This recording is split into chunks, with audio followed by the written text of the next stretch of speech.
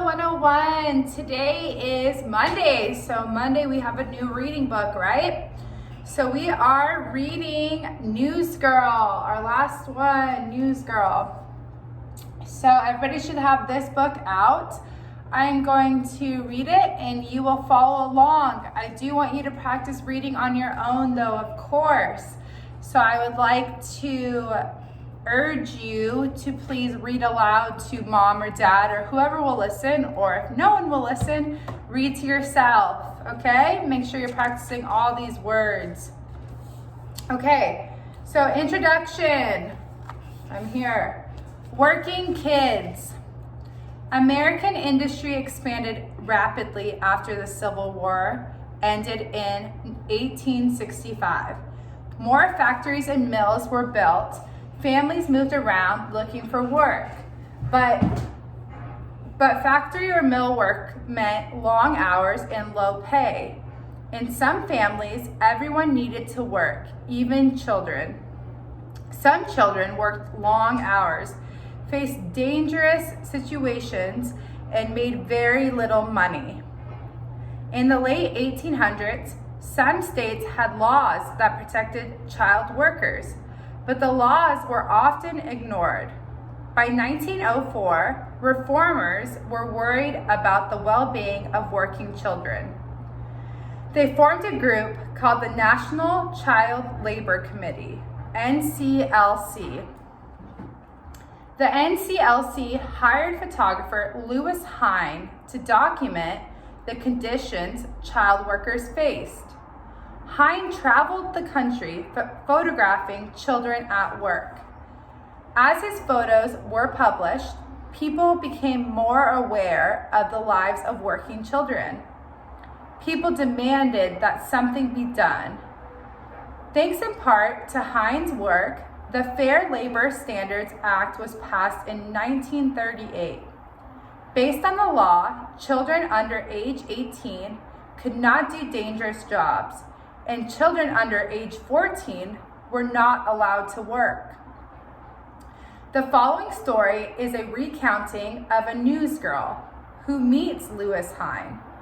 The girl's story is typical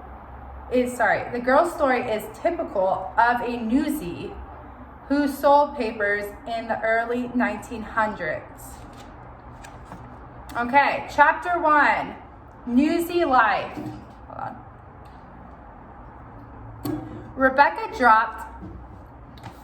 dropped a handful of pennies and a couple of nickels into her piggy bank, an old raspberry jam jar. She yawned deeply, then crawled into her bunk bed in Miss Kay's lodging house for girls. It was 11 at night. She was exhausted. Her day had started at 4 that morning. Without parents to rely on, Rebecca had learned to make her own way. 2 years ago, she found the perfect place to call home, Miss Kay's. She paid 6 cents a day for a place to live and eat.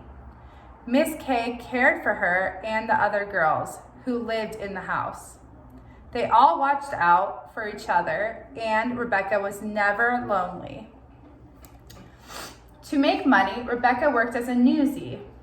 She sold newspapers on the busy streets of Washington, D.C. She mostly stuck to Pennsylvania Avenue, which was her best spot.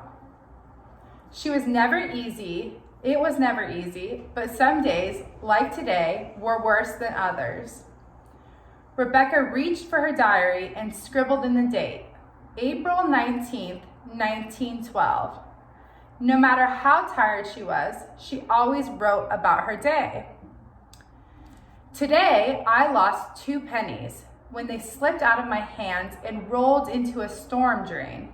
Then I lost even more money because of a downpour of rain. No one wants to buy papers in the rain. And then there was Harry. Rude, crude, and dishonest Harry. He parked himself not 5 feet from me and began yelling, "Penny for a paper," in a squeaky voice. I lost 5 customers to him before he moved on to snatch customers from other newsies. Rebecca yawned again and slid her diary under her mattress. As her eyes drifted closed, she hoped tomorrow would be a better day with no lost pennies, no rain, and no Harry. The next morning, it was still dark out when the girls Rebecca shared a room with began to stir. Rebecca stretched out, rubbed her eyes, and slipped out of her bunk bed, shivering a little in the chilly morning air. Her room on the second floor had 10 bunk beds and 1 bathroom. Rebecca dressed quickly and raced downstairs to the dining room. "I'm starved," she announced as she got in line. "What's for breakfast?" "The usual," her good friend Alice said. Alice worked at a paper box factory. "Bread, rolls, oatmeal, and coffee, of course." Rebecca and Alice took their plates of food to a nearby table. "How are you today?" Alice asked. "I'm doing okay," Rebecca replied. "Yesterday was a disaster. What about you?" Alice held up a bandaged finger. "Cut myself on a box," she explained. "Hey, did you hear about Yida? She's going to school now." "Really? That's great for her," Rebecca sighed. Rebecca had stopped going to school a few months ago because she ran out of money. She was selling papers again to save money so she could go back to school. Rebecca thought of the jam jar. She was getting close to her goal. "Good morning," Miss Kay said as she approached the table. With her was a skinny brown-haired girl about 10 years old. "Good morning, Miss Kay," Rebecca and the other girls replied. "Girls, meet Kit Ryan. She needs a job, and I thought one of you could help her." Miss Kay patted Kit on the shoulder and left the dining room. "Rebecca, why don't you teach Kit to be a newsie?" Alice suggested. Before Rebecca could respond, Alice waved Kit over. "Hi, I'm Alice, and this is Rebecca. She's the best newsie around. She sells more newspapers than anybody." Kit looked confused. "But she's a girl." "That's right, she's a news girl," Alice grinned. "Go on, Rebecca, show her how it's done." Rebecca hesitated a moment. She had to sell papers, and showing somebody the ropes might slow her down. But there was something about Kit that reminded Rebecca of herself when she was younger. She smiled and stuffed a bread roll into her coat pocket. She also found an extra bag to hold papers. "Okay, Kit, grab a roll for lunch," Rebecca said. "Let's go to work." Okay. Chapter 2, Selling the News. As they headed off to the newspaper distributor, Rebecca explained what to do. First, you buy your papers from Jimmy Miller. He distributes the Washington Times newspaper. 100 papers cost 50 cents. Then you find a good spot on the street to sell them. Many newsies walk up and down the street to hawk papers, but you do better if you have a regular spot. You sell the papers for a penny a piece.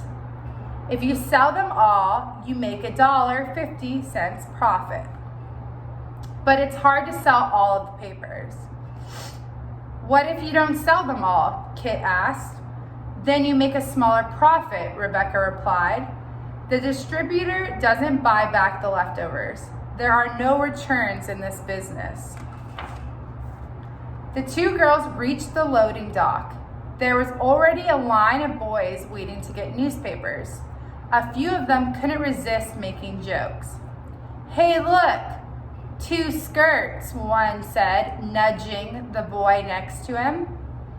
"I guess we're going to have some real competition today," the boys snickered.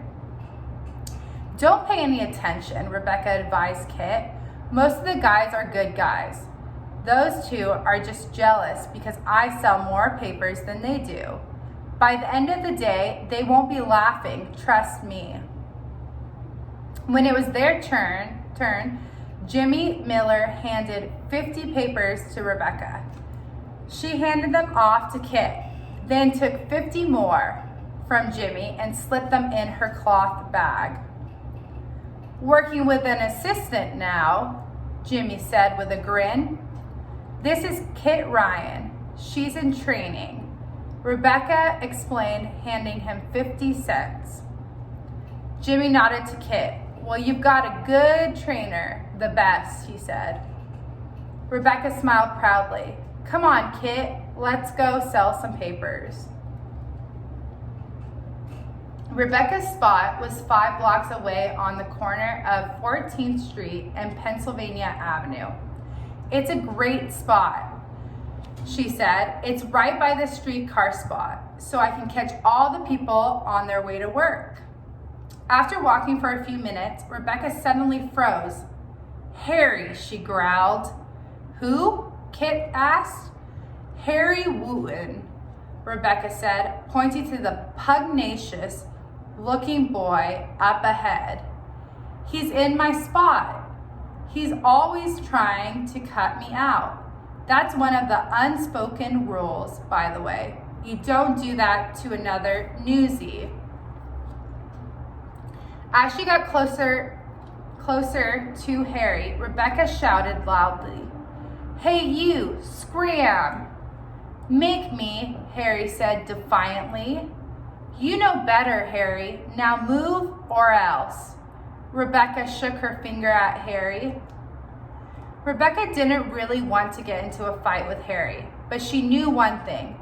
She had called his bluff many times before, and it usually worked. Harry glared at her for a second, not budging. Then he suddenly darted past Rebecca, grabbed some papers out of Kit's hands, and raced down the street. Rebecca started to run after him, but then she heard the streetcar coming. She stopped and watched Harry get farther away. She knew selling her papers was more important. She reluctantly turned back. Watch and learn, Rebecca said as she quickly grabbed some papers from her bag. The Titanic was warned about the icebergs. Rebecca shouted out a headline, waving a paper to the people stepping off the streetcar. She quickly sold 4 papers, which was good, but she was still upset about Harry. I just can't believe it, Rebecca said. First, he tries to steal my spot. Then he steals my papers. I'm sorry, Rebecca, Kit said, looking guilty. He snatched the papers from me before I even knew what was coming. It's not your fault, Kit. Rebecca took a deep breath. She counted the papers. Still had about 70 papers to sell.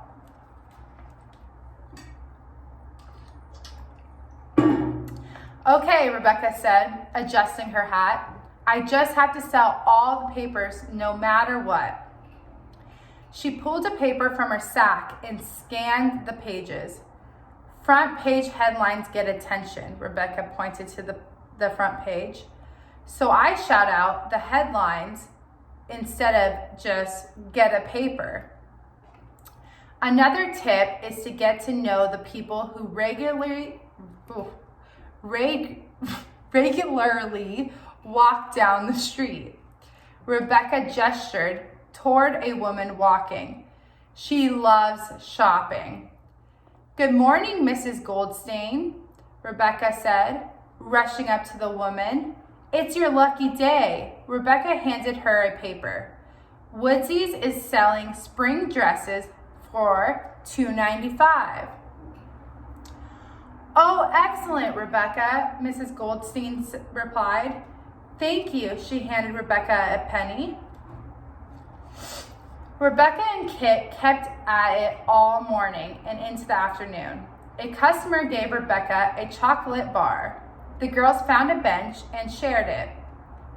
"I think we're doing pretty well, don't you?" Rebecca asked Kit as she took a bite of the bar. "Uh-huh," Kit replied, her mouth full of chocolate. "I think I'm getting the hang of it, but..."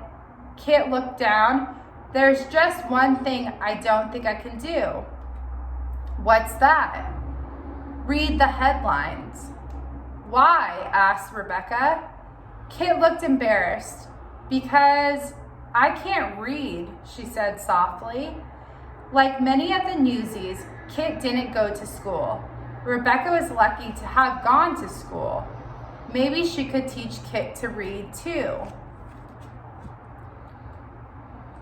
Okay, chapter 3, A Man with a Camera. "Excuse me," a man's voice called out. Rebecca turned and saw a friendly-looking man wearing glasses and carrying a camera. "Wow, is that a camera?" Rebecca asked. The man smiled. "Oh, yes," he said as he patted the camera case. "My name is Lewis Hine. I'm a photographer." Rebecca introduced herself and Kit. "We're newsies." "I've met a lot of newsies, but most of them are boys," Mr. Hine replied. "Rebecca sells more newspapers than most of the newsboys," Kit declared, "and that's a fact." "Oh, Kit," Rebecca said, blushing. "So you take pictures, Mr. Hine?" "I do," he said. "I've been traveling the country taking pictures of kids like you." "Like us," both girls said. "Oh, yes, children who work in factories, on farms, in coal mines, and in cotton mills. I work for the NCLC, the National Child Labor Committee," he said. "May I ask you something? Is your work hard?" "Ha," Kit laughed. "Just today we got to Rebecca's spot at 5 a.m. only to find a bully, Harry, had claimed it. Then he stole some of Rebecca's newspapers.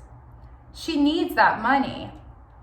"Kit, I'm sure Mr. Hine is not interested in my life story," Rebecca said. "Oh, on the contrary, I am very interested in your story," Mr. Hine said. "Take a look at these photos." He pulled out a few photos from his bag and handed one to Rebecca. "I took this one in a mill in Georgia," he said. Rebecca and Kit looked closely at the photo. It showed a boy around 12 years old. "He had been working in mills since he was 8 years old," Mr. Hine explained. "He told me he can't read and doesn't know his ABCs because he was too busy working." Rebecca and Kit exchanged looks. Mr. Hine then showed Rebecca and Kit another photo. "This photo was taken at a coal mine in Pennsylvania," he said. The photo showed young breaker boys breaking up lumps of coal with their bare hands. Mr. Hine chuckled. "Taking this photo wasn't easy," he said. Mr. Hine described how taking photos of children in mines and mills was harder than taking photos of newsies. He can usually talk to newsies without any problem, but mill owners and mine managers tried to keep him away so they wouldn't get in trouble for employing children. "So to get inside the mine, I pretended to be an insurance agent," Mr. Hine said. "You're so clever and brave," exclaimed Kit. Mr. Hine laughed. "More determined, I guess. It's my job to take these photos. These are just a few of the many photos I've taken over the years." Rebecca looked at the photos one last time and gave them back to Mr. Hine. She hadn't realized there were so many kids like her. "I take these photos for the NCLC," Mr. Hine explained. They want people to know what life is like for children who work. We hope the pictures will help make working kids' lives easier and safer. Mr. Hine patted his camera. May I take your picture and tell your story, Rebecca? Sure, Rebecca agreed. She handed some papers to Kit. Don't let any customers get by. I've got you covered, Kit said. I've got all the headlines memorized like a real newsie. Right there on the corner of 14th Street and Pennsylvania Avenue, Mr. Hine loaded the film into his camera. Rebecca posed with her newspaper sack as he took her picture. It was the first photo anyone had ever taken of her. Will you come back and show it to me, Mr. Hine? She asked. I sure will, Rebecca. Now, can you tell me a little bit about yourself? He asked, pulling a notepad and pencil from his bag. Mr. Hine took notes as Rebecca described her life as a newsie, the long hours in good weather and bad, people who were sometimes rude and mean, how she had to work even when she felt sick, how she was saving money to go to school. I know it's hard, she said, but it's what I do, and I'm very good at it. I admire your determination, Mr. Hine said. He turned to Kit. May I take your picture and hear your story, Kit? Kit nodded. My name is Kit Ryan, and I'm 10 years old, she began. As Rebecca listened to Kit tell her story, she was struck by how much it sounded just like hers and Alice's and the other kids she knew. It made her feel good that someone wanted to hear their stories. After he took Kit's picture, Mr. Hine packed up his camera, reached into his pocket, and pulled out 3 quarters. He gave 2 to Rebecca and 1 to Kit. This is for the stolen newspapers and your time. I hope this will help you a little now. And I hope my work will help you even more in the future. As Mr. Hine walked away, Rebecca's eyes filled with tears. Today turned out to be a very good day, she thought. Okay, so that is Newgirl, okay? I am going to go over tomorrow some of the vocab words with you and some of the words that I think there are some pretty big words in there or some confusing words. So I will kind of mark up what I think that you guys might have asked in class. If there are any certain ones that I don't cover after you hear this and after you read it yourself, you can email the teachers and we will go over it, okay? Have a great day, guys. Bye.